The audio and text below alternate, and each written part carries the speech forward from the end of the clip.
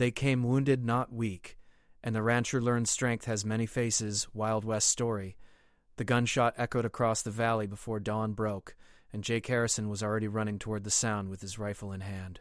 He'd been ranching these Montana hills for 15 years, and he knew the difference between a hunter's clean shot and the desperate crack of someone fighting for their life. This was the latter. His boots pounded the frost-covered earth as he crested the ridge, and what he saw made him slow his approach. 3 figures stumbled through the sagebrush below, supporting each other in a ragged line. The one in the middle was bleeding, leaving a dark trail in the pale morning light. They hadn't seen him yet, too focused on putting distance between themselves and whatever they were running from. Jake raised his rifle but didn't call out. The bleeding man collapsed, and the other 2 dropped beside him, one of them a woman with torn sleeves and wild eyes that scanned the horizon. They were exhausted, running on nothing but fear and will. He watched the woman press her hands against the wounded man's side, while the third person, younger and smaller, kept watch with a pistol that shook in his grip. These weren't outlaws. Outlaws moved with purpose and confidence. These people moved like prey. He made his decision and stepped into view, rifle lowered but ready. The woman's head snapped toward him, and she raised a small revolver he hadn't noticed before. Her hand was steadier than the boy's. "We don't want trouble," she said, her voice hoarse but firm. "We'll move on." The wounded man groaned, trying to sit up and failing. Blood soaked through his shirt, spreading like spilled ink. "That man needs a doctor," Jake said, nodding toward the wounded one. "Nearest town is 2 hours by horse, and he won't make it 10 minutes at the pace you're going." The woman's jaw tightened. Behind her, the boy whispered something urgent, but she shook her head. "We can't stop." "They're coming." Riders, at least 4 of them, moving fast. His ranch was a half-mile behind him, tucked in a canyon with good cover and better sight lines. He'd built it that way on purpose after the war, when he learned that safety wasn't about walls, but about seeing trouble before it saw you. "Come with me," he said, already turning. "Now." The woman hesitated only a second before making her choice. She holstered her revolver and grabbed the wounded man under one arm while the boy took the other. Jake slung his rifle over his shoulder and took the man's weight from the woman, feeling how light the injured man was, how fever had already begun to burn through him. They half-carried, half-dragged him toward the canyon, moving as fast as the burden would allow. The ranch house came into view as the sun finally broke over the mountains, casting long shadows across the yard. Jake's horse, a gray mare named Ash, whinnied from the corral.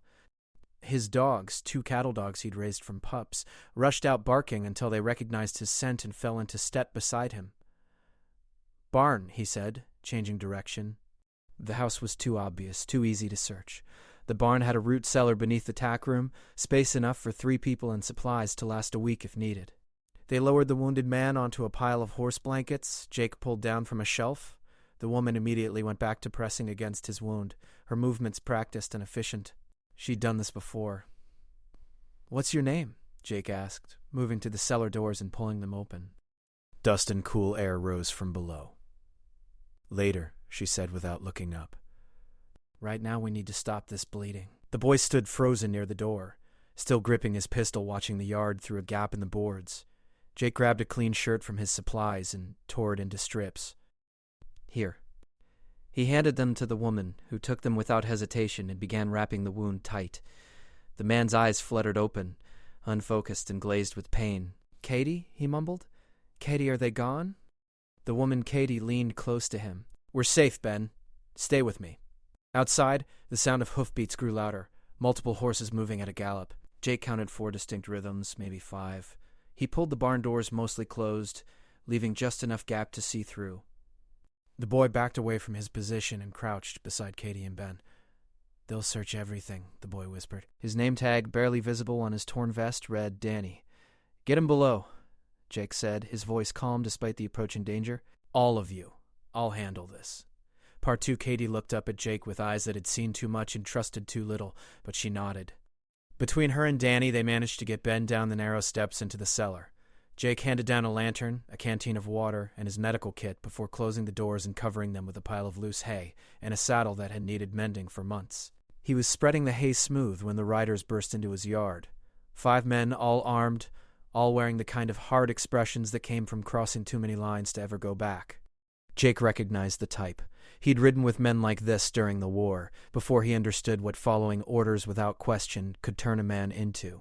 He stepped out of the barn with his rifle cradled loosely in his arms, projecting the calm authority of a man on his own land who hadn't done anything worth worrying about. The lead rider was a thick-shouldered man with a deputy's badge pinned to his vest, though Jake doubted any legitimate law had given it to him. His face was scarred from an old burn, pulling the left side of his mouth into a permanent sneer. "Morning," Jake said, his tone neutral. "Help you gentlemen with something?" The deputy didn't dismount. He sat his horse like a man used to looking down at people and liking the view. "We're tracking some fugitives. 3 of them. A woman, a boy, and a wounded man. You seen anyone matching that description?" Jake let a moment pass, using the silence to read the other 4 riders. 2 were young, barely older than Danny, with nervous energy that made their horses sidestep and toss their heads. The other 2 were older, professionals, who sat quiet and watched everything with the patience of men who'd learned to wait for the right moment. Those 2 were the dangerous ones. "Haven't seen anyone," Jake said finally. "Been up since before dawn checking my north fence line." "Why, what'd they do?" The deputy's eyes narrowed. "That's law business." "You got a problem with law business?" Jake shrugged. "No problem at all. Just wondering why 5 armed men are chasing a woman and a boy across open country. Seems like a lot of firepower for whatever crime they committed." One of the young riders spoke up. "They killed a man in Silver Creek. Shot him in cold blood." The deputy shot the young man a look that could have stripped paint, but the damage was done. Jake absorbed this information without changing his expression. "That so? And you witnessed this killing?" The young rider hesitated, glancing at the deputy. "We got testimony," the deputy said, his voice hardening. "That's all the witness we need. Now I'm going to ask you one more time, and I suggest you think carefully about your answer. Have you seen these fugitives or not?" Jake met his stare without flinching. 15 years of ranching had weathered him, turned his skin to leather and his patience to stone.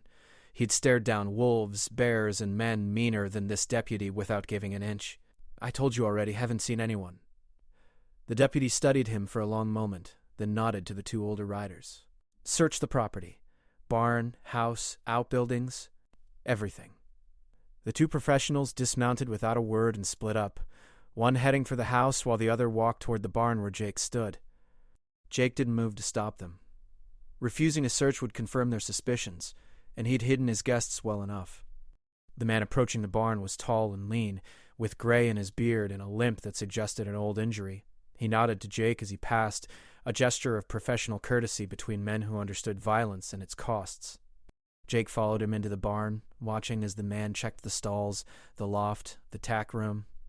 He moved efficiently, looking in all the places someone might hide but not tearing anything apart. When he reached the pile of hay and the old saddle, he paused. Jake's heart rate picked up, but he kept his breathing even. The man nudged the saddle with his boot, and hay shifted. For a second, Jake thought he'd push further, but instead the man turned away and headed for the back of the barn, where feed sacks were stacked against the wall. The search took 10 minutes. Both men returned to the yard and shook their heads at the deputy. "Nothing," the gray-bearded one said. "Place is clean." The deputy's jaw worked as he ground his teeth. He wasn't satisfied, but he also didn't have cause to push harder without evidence. "You see anyone fitting that description? You send word to Silver Creek?" "There's a reward for information leading to their capture." Jake nodded once. "I'll keep that in mind." The deputy wheeled his horse around, and the others followed suit. They rode out of the yard heading west back toward the direction Jake's 3 guests had come from. He watched until they disappeared over the ridge, then waited another 5 minutes to make sure they weren't doubling back. Only when he was certain did he return to the barn and uncover the cellar doors. Katie had her revolver drawn, pointed up at where the doors would open. She lowered it when she saw Jake's face. "They're gone," he said. "For now." Danny helped Katie get Ben back up the steps. The wounded man's color had gotten worse, his skin taking on a gray pallor that Jake recognized from the war. Infection setting in, fever building. Without proper treatment, he'd be dead by nightfall. "We need to talk," Jake said, looking at Katie. "That deputy said you killed a man in Silver Creek." Katie's expression didn't change. "We didn't kill anyone, but someone did, and they're making sure we take the blame for it." She helped Ben onto the pile of blankets again, checking his bandages. "The man who died was a lawyer named Peter Grant. He was helping us prove ownership of land that some very powerful people want to steal. 3 days ago, someone shot him outside his office. We were inside when it happened, which makes us convenient witnesses who can be silenced and blamed at the same time. Jake pulled up a stool and sat down, his rifle across his knees. Who's trying to steal your land? Danny spoke up for the first time, his voice young but steady. A company called Western Development. They've been buying up properties all through the valley, but some of us won't sell. My pa wouldn't sell, even when they threatened him. Then our house burned down with him inside. The boy's hands were steady now, Jake noticed. Fear had burned away, leaving something harder behind. Ben is my brother. He owns the biggest ranch in the Northern Valley, or he did before Western Development started their campaign. They've killed 3 landowners in the past 6 months, made it look like accidents or blamed drifters. Peter was going to take evidence to the territorial governor. Now he's dead, and we're the killers. She looked at Jake directly. We're not asking you to fight our battle. Just give us enough time to get Ben stable, and we'll move on. We've already put you at risk enough. Jake was quiet for a moment, thinking about the deputy's scarred face, the 2 professional killers disguised as lawmen, the nervous young riders who'd follow orders even if those orders meant murder. He thought about the war, about the orders he'd followed and the orders he'd refused, about the line between justice and vengeance that got blurrier with every year that passed. He thought about why he'd built his ranch in this hidden canyon, far from towns and people, and the complications they brought. Then he stood up and walked to a chest in the corner of the barn. He opened it and pulled out a gun belt he hadn't worn in years, the leather still supple from the oil he used to maintain it, even though he swore he'd never strap it on again.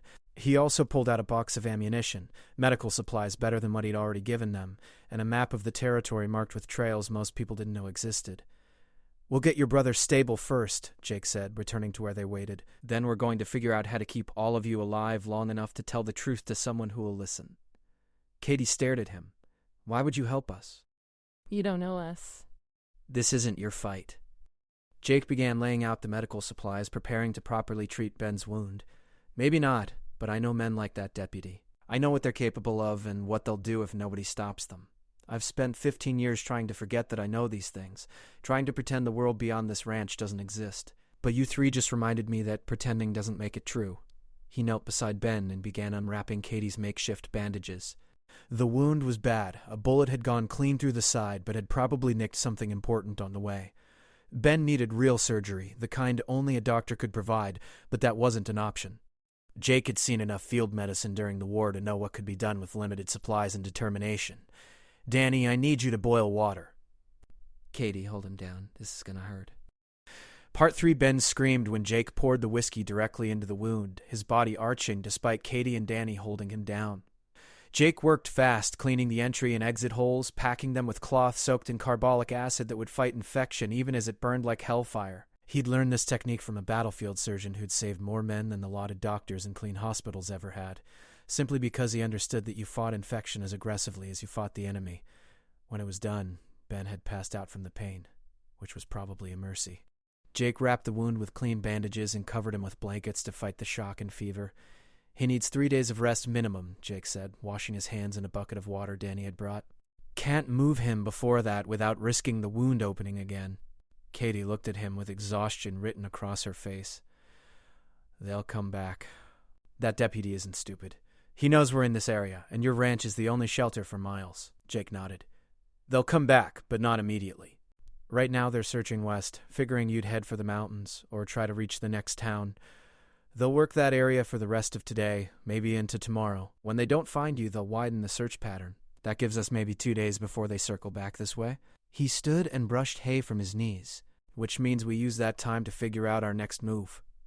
Danny had been quiet through the medical work, but now he spoke up. There's no next move. They own the law in 3 counties. Western Development has judges, sheriffs, deputies, all of them paid to look the other way or help when needed. We can't go to the law because they are the law.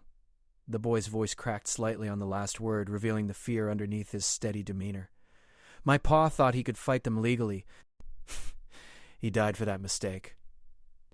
Jake walked to the barn doors and looked out at his ranch, at the land he'd built from nothing with his own hands and sweat. The morning sun was fully up now, painting everything in warm gold light that made the place look peaceful and safe. It was a lie, of course. Nowhere was truly safe, and peace was just the pause between conflicts. Tell me everything about Western Development, he said. Who runs it, how they operate, where their money comes from.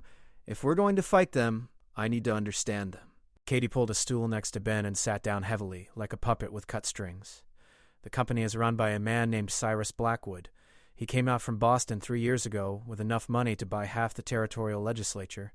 Started small, buying failing farms and ranches, offering fair prices.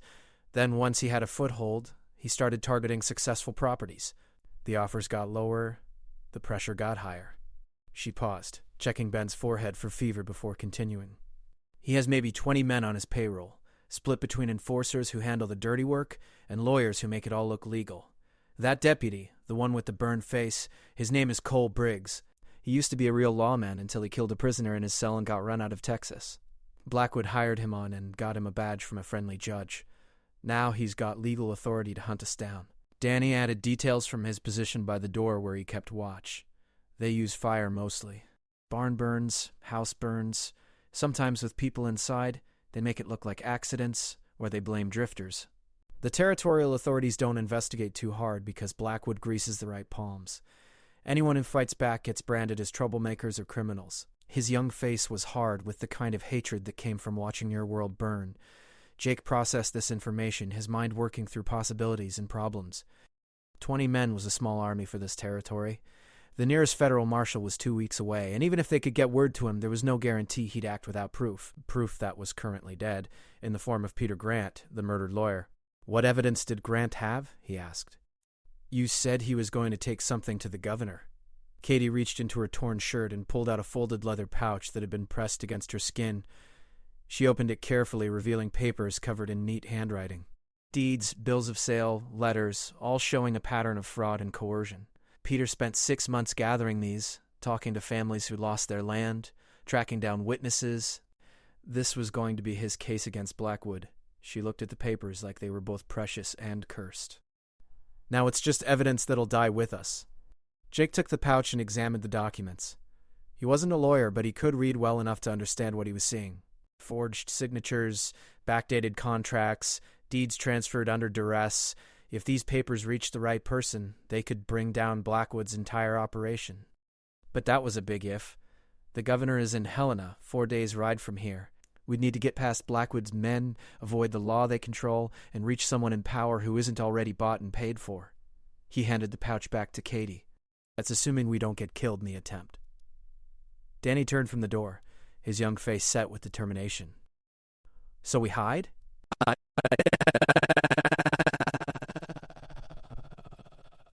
If we don't fight back, if we don't get this evidence out, then he died for nothing. The boy's voice was rising, emotion breaking through. I'm done running. I'd rather die fighting than live knowing I gave up. Katie started to speak, probably to tell the boy that survival mattered more than pride, but Jake held up a hand. He's right. Running just delays the inevitable. Blackwood won't stop hunting you, and eventually he'll find you. Could be in a week, could be in a year, but he'll find you. Men like him always do. He walked back to the chest where he'd retrieved his gun belt and pulled out something else. A tin box wrapped in oilcloth. Inside the box were letters, commendations, and a photograph of Jake in a Union Army uniform standing with 3 other men. He looked younger in the photo, unweathered by sun and isolation, his eyes not yet carrying the weight they did now. During the war, I served with a man named Henry Cobb. He was a captain when I met him, made major by the time it ended. Last I heard, he'd gone into politics, got himself elected to something or other in the territorial government. Jake set the photo down and looked at his guests. I don't know if he's still in Helena, and I don't know if he'd remember me or care if he did. But if we're going to get those papers to someone who might actually do something with them, he's our best option. He was an honest man during the war, which was rare enough. Maybe he stayed honest after. It wasn't much of a plan, but it was something. A direction to move in, a goal to work toward. Katie studied Jake's face, looking for something she could trust in a world that had taught her to trust nothing. Whatever she saw must have satisfied her because she nodded slowly. All right. But Ben can't travel for at least 3 days, like you said. And even then he'll slow us down. Maybe we split up. Danny and I take the papers and go. You stay with Ben. Jake shook his head. Splitting up is how people die. You two wouldn't make it 10 miles on your own, not with Blackwood's men scouring the territory. We stay together, we move together, we survive together. He walked to a shelf and pulled down a map, spreading it across a workbench. This is every trail within 50 miles. The main roads are marked, but there are old game trails and mining paths that most people don't know about. I know them. I've spent 15 years exploring every inch of this territory. His finger traced a route north and east, avoiding towns and main roads. We can reach Helena in 6 days using these paths, maybe 7 if we're being cautious. It'll be hard traveling, especially with an injured man, but it's possible. Danny came over to study the map, his finger following Jake's route. What about supplies? 7 days through rough country, we'd need food, water, ammunition. Jake smiled slightly, the first time his expression had softened since this began. I didn't spend 15 years alone on this ranch without preparing for trouble. I've got caches hidden along most of these trails. Food, water, medicine, ammunition, everything we'd need. Katie looked between the map and Ben's unconscious form. Why do you have supply caches hidden across the territory? What were you preparing for? It was a fair question, one that Jake had known would come eventually. He folded the map carefully, buying himself a moment to decide how much truth to share. After the war, I came out here to get away from people and the complications they bring. But I learned during those years that trouble doesn't care if you want to be left alone. It finds you anyway. He met Katie's eyes directly. I saw things during the war, did things I'm not proud of. I followed orders I should have questioned, trusted men I should have doubted. When it was over, I swore I'd never be that vulnerable again, never be caught unprepared when trouble came knocking.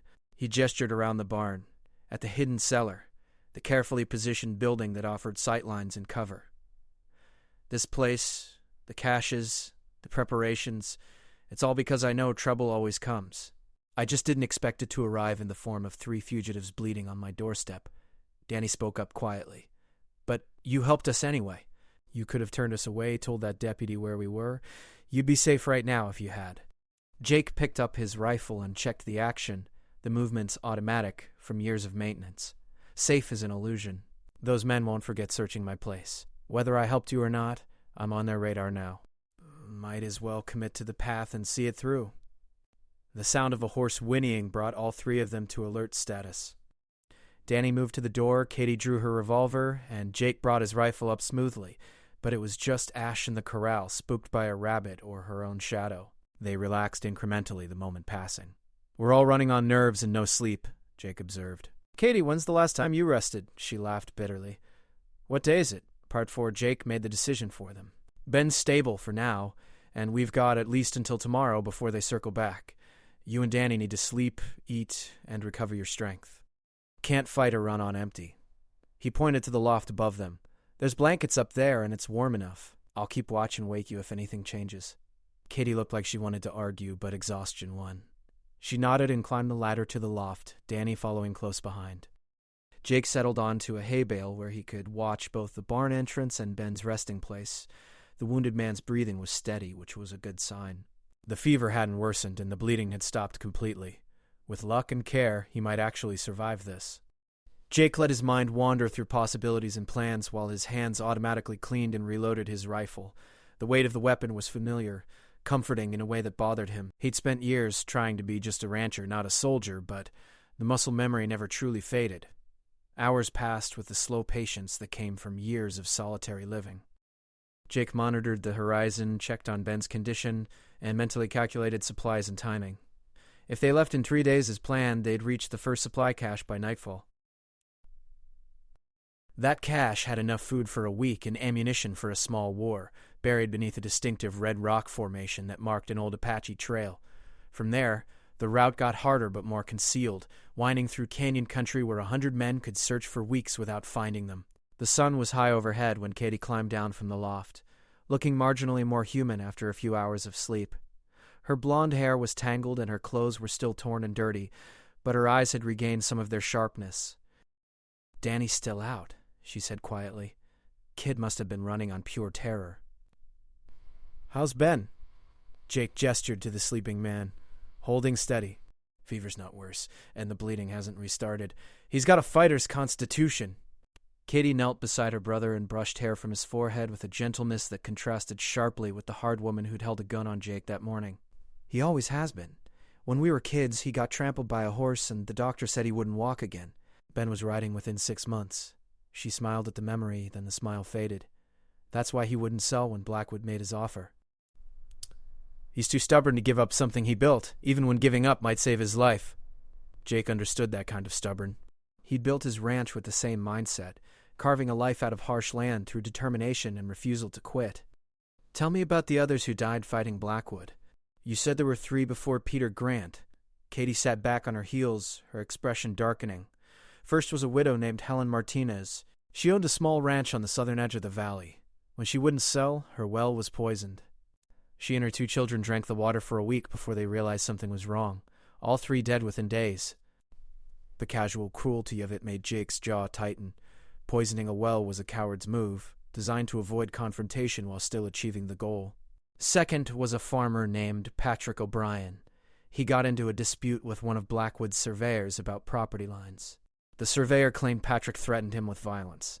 Next day, Patrick was found dead in his field, shot in the back. They said it was self-defense, that he'd attacked the surveyor. His wife didn't believe it, but she couldn't prove otherwise. Katie's voice was flat now, reciting facts like reading a grocery list because emotion would make the telling impossible. Third was Danny's father, George Burton. He organized the other landowners, tried to get everyone to stand together against Blackwood. His house burned down with him trapped inside. Danny only survived because he was in town buying supplies. The official story was that George fell asleep with a lit cigarette. George never smoked a day in his life. Jake absorbed these stories, adding them to the mental picture he was building of Cyrus Blackwood and his operation. This wasn't just business for the man from Boston. This was conquest, a systematic campaign to take what he wanted, regardless of cost or consequence. Men like that didn't stop until something made them stop, and law they'd already bought wouldn't be that something. When we get to Helena and find Henry Cobb, we're going to need more than just documents. We need witnesses, people willing to testify about what happened. Katie shook her head. Most people who know the truth are too scared to talk. The ones who aren't scared are dead. Helen's children died with her. Patrick's wife took their kids and fled the territory. George is dead and Danny is just a kid. Who's going to testify? It was a valid point, one that threatened to undermine their entire plan before it began. Jake thought about it while he watched dust devils dance across his yard in the afternoon heat. Peter Grant kept records, right? Documented everything, Katie nodded. He was meticulous. Every conversation, every piece of evidence, everything dated and noted in his files. Jake stood and walked to where his horse waited in the corral. Then we start with that. The documents themselves are testimony. Paper doesn't lie, and it doesn't get scared. If we can get them to someone in power who isn't corrupt, someone like Henry Cobb, the evidence speaks for itself. He stroked Ash's neck, the mare nickering softly in response. But we need insurance. We need copies of those documents, hidden in different locations, so if something happens to us or to the originals, the truth still survives. Katie considered this. Peter kept his files in his office. When he was shot, we barely escaped with this one pouch. The rest of his evidence burned when they torched his building to hide what they'd done. Jake turned back to face her. Then we work with what we have. Tonight, after dark, I'll ride into the nearest town with a telegraph office. I'll send messages to every newspaper between here and Denver, every territorial office, every federal official I can think of. I'll tell them about Blackwood, about the murders, about the corruption. Even if they don't believe it, even if nothing comes of it, we create noise. We make this story too big to quietly bury. Katie's eyes widened. That's dangerous. If Blackwood's men hear about telegrams going out, they'll know someone's fighting back. They'll increase the search, maybe bring in more men. Good. Let them spread their resources thin trying to track down rumors and noise. Every man chasing shadows is one less man hunting you 3. And by the time they figure out I sent the messages, we'll be long gone toward Helena. A sound from the loft made them both look up as Danny climbed down, rubbing sleep from his eyes. The boy looked younger after resting, the hard edge temporarily softened by unconsciousness. I heard voices. What's the plan? Jake laid it out simply and clearly. Tonight I ride out and send telegrams, create confusion, and draw attention away from this area. In 3 days, we move north and east toward Helena, using trails that avoid people and towns. 6 to 7 days of hard traveling with supply caches I've prepared along the way. Danny listened intently, his mind working through the details. What about horses? 4 people need 4 horses, and you only have 1. It was a practical concern Jake had already considered. We'll acquire more along the way. There's an old trapper I know who lives 2 days north of here. He keeps horses for hunting and will sell without asking questions if the price is right. We'll stop there on day 2.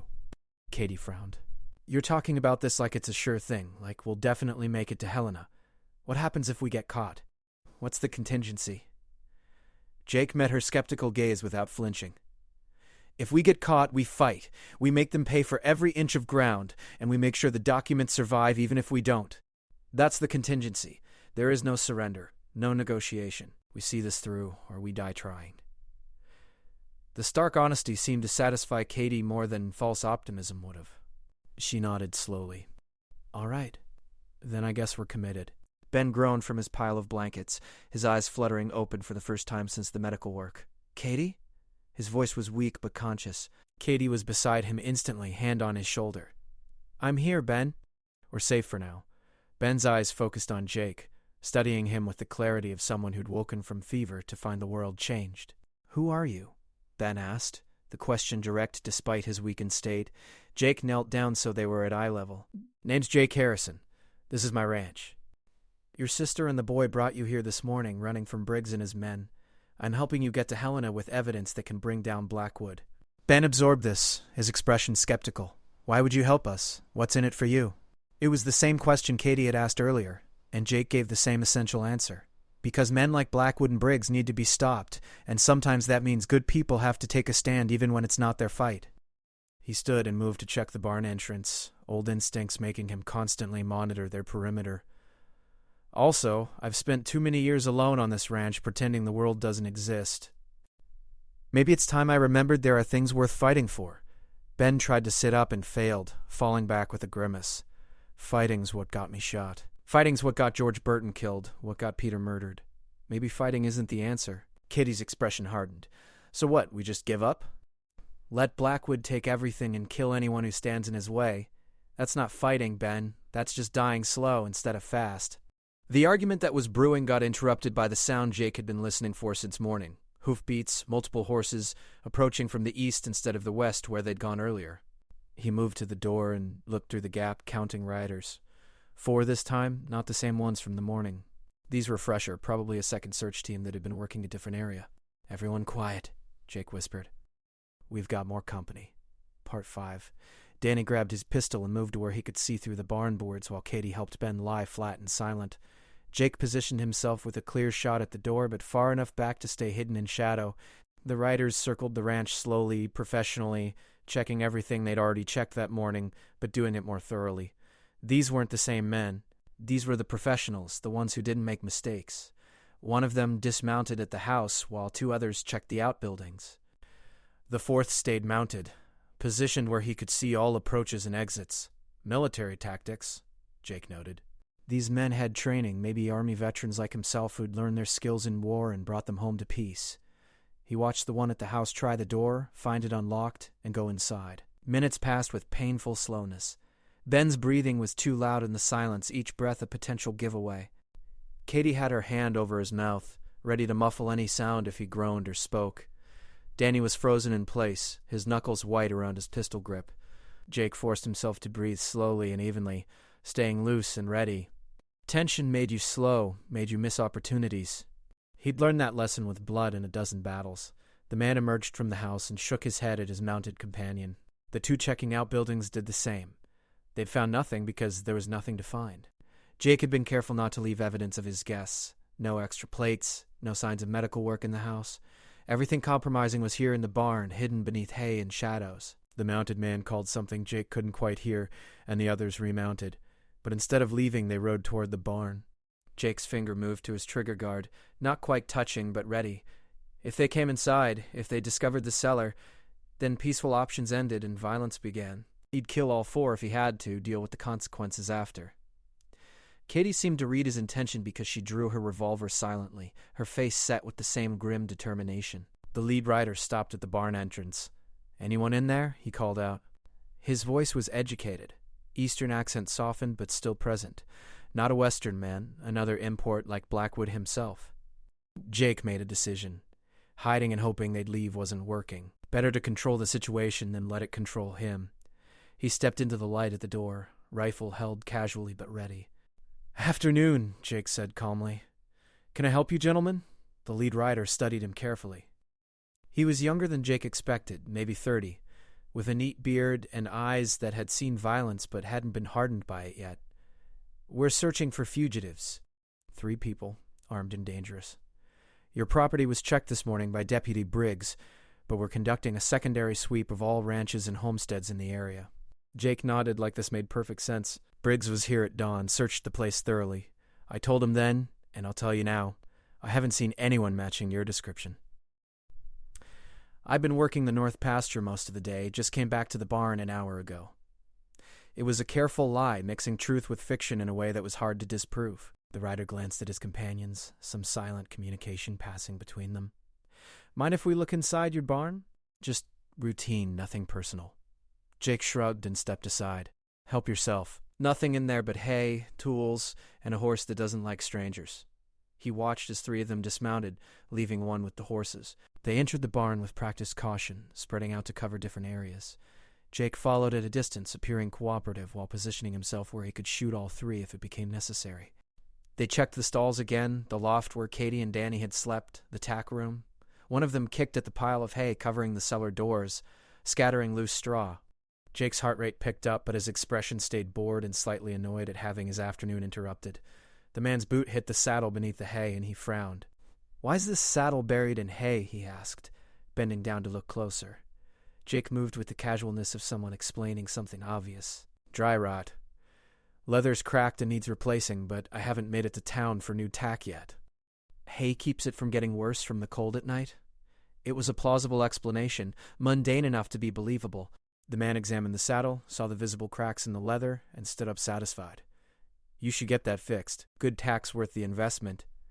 They finished their search and filed back outside. The lead rider studied Jake one more time, his expression thoughtful. "You ex-military?" he asked. Jake nodded. "Union Army, Cavalry Scouts." "Why?" The rider smiled slightly. "Can tell from how you stand, how you hold that rifle. I was Army myself, Quartermaster Corps." Strange how the war follows us even out here in the middle of nowhere. There was something in the man's tone, a weariness that Jake recognized in himself. "You here by choice?" Jake asked, the question more direct than polite conversation called for. The rider's smile faded. "We all make choices. Some of us make the right ones, some of us don't." He turned his horse away. "You see those fugitives? You know who to contact? Have a good day." They rode off north, disappearing over the hills toward the next ranch miles away. Jake waited until they were completely out of sight before allowing himself to relax. He walked back into the barn and found Katie and Danny emerging from their positions, both looking shaken. "That was too close," Katie said, holstering her revolver with trembling hands. "If he'd pulled that saddle away, if he'd looked under the hay properly." Jake nodded. "But he didn't. Training and experience told him to check the obvious hiding spots, but once he had an explanation that made sense, he moved on. That's human nature. We see what we expect to see." He knelt beside Ben, checking the bandages to make sure the tension hadn't caused any bleeding. "But you're right. It was close."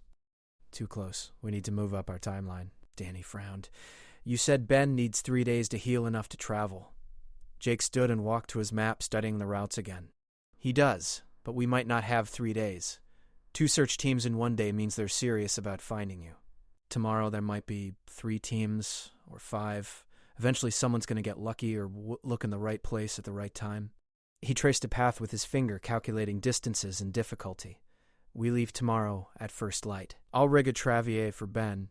Let Ash drag him so he doesn't have to ride. It'll be slower and rougher, but it means we're moving instead of sitting here waiting to be found." Katie looked at her brother's pale face. "He's not ready. Moving him could kill him." Jake met her eyes honestly. "Staying here will definitely kill him, and you, and Danny, and probably me too once they figure out I've been helping you. Sometimes you choose between bad options and worse options." Ben spoke up from his blankets, his voice weak but firm. "He's right, Katie. We've been running for 3 days already.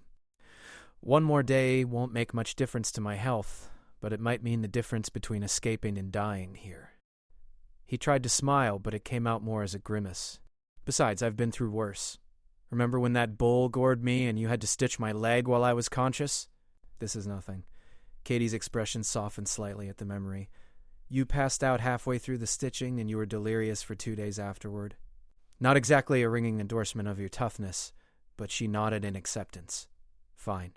We leave tomorrow. What do you need us to do to prepare?" Jake was already moving, his mind shifting from defense to offense, from hiding to action. "Danny, help me build a travois. Katie, pack everything from that medical kit into something portable. I'll prepare supplies and get Ash ready for hard traveling. They worked through the afternoon and into evening, each person focused on their tasks. Jake constructed a sturdy travois using wood from his supply shed and rope he'd braided himself years ago. It would drag behind Ash with Ben secured to it. Rough transport, but effective. Danny proved useful with tools, his young hands quick and precise from years of farm work. Katie organized medical supplies with the efficiency of someone who'd done field medicine before, separating critical items from convenient ones. As the sun set, Jake prepared for his ride to town. He'd send those telegrams tonight as planned, creating noise and confusion before they disappeared into the wilderness. Katie stopped him as he was saddling Ash. "You're taking a big risk. If they catch you sending those messages, they'll know someone's helping us." Jake tightened the cinch and checked his rifle was secure. "They'll figure it out eventually anyway. Might as well get some benefit from the risk." He swung into the saddle, feeling the familiar comfort of being mounted and mobile. 15 years he'd lived on this ranch, and now he was leaving it behind, possibly for good. He looked at the barn, the house, the land he'd carved into something valuable through work and will. Then he looked at the 3 people depending on him to get them to safety. The choice wasn't hard. Property could be rebuilt. Lives couldn't be. "Keep watch," he told Danny. "Anyone comes before I get back, hide and stay hidden. Don't fight unless you have no choice." He looked at Katie. "I'll be back before dawn. We leave at first light whether I'm here or not. You've got the map. You know the route. Get to that first supply cache and wait for me there if I'm delayed." Katie started to protest, but he cut her off. "This is the plan." He rode out into the darkness using moonlight and memory to navigate the trail to town. The nearest settlement was an hour's ride, a small supply stop with a telegraph office that closed at sunset but whose operator lived above the office and could be persuaded to work late for the right price. Jake had money saved from 15 years of careful living, and tonight he'd spend whatever it took to accomplish his goal. The town was quiet when he arrived, just a few lights and windows and the sound of a piano from the saloon. He tied Ash behind the telegraph office and climbed the outside stairs to the operator's living quarters. His knock was answered by a thin man in a nightshirt, bleary-eyed and annoyed. "Office is closed until morning," the man started to say, but Jake held up a gold coin that caught the lamplight. "I need to send urgent telegrams tonight. Multiple messages to different locations. I'll pay double your rate." The operator's annoyance shifted to interest as he calculated the profit. "How many messages?" Jake pulled out a list he'd written earlier. 15. Some to newspapers, some to territorial offices, some to federal marshals. All of them urgent. The operator looked at the list, his expression shifting from interested to wary. "These are serious accusations you're making. False telegrams can get a man in trouble." Jake held up another coin. "These aren't false, and I'll pay triple rate for your discretion and speed." Greed won over caution, as it usually did. The operator led him down to the office and lit lamps while Jake dictated his messages. Each telegram was short and direct. Western Development Company under Cyrus Blackwood engaged in land fraud, coercion, and murder in Montana Territory. Multiple witnesses dead or fled. Evidence exists. Request immediate investigation. He sent variations of this to every authority and newspaper he could think of, spending his savings freely. The words themselves might not accomplish much, but the noise would. People would talk, ask questions, demand answers. When the last message was sent, dawn was approaching. Jake paid the operator and extracted a promise of silence for the next 24 hours. The man agreed readily, pocketing the substantial payment. Jake rode back toward his ranch as the sky lightened, pushing Ash faster than was wise, but knowing time was running out. They had to be gone before full light, before another search team arrived, before their luck ran out completely. He reached the ranch as the sun broke over the horizon and found his 3 guests ready. Ben was secured to the travois, wrapped in blankets and looking gray but conscious. Katie and Danny had packed supplies efficiently, distributing weight between them. Jake dismounted and checked everything quickly, his experienced eye noting what they'd done right and adjusting what they'd done wrong. "Ready?" he asked, looking at each of them. They nodded. 3 people with nothing left to lose and everything to fight for. Jake swung back into the saddle. "Then let's ride. We've got a long way to go, and Blackwood's men won't quit until we're dead or they are. Time to find out which way this story ends." They rode out of the canyon as the sun climbed higher, leaving Jake's ranch behind. He didn't look back.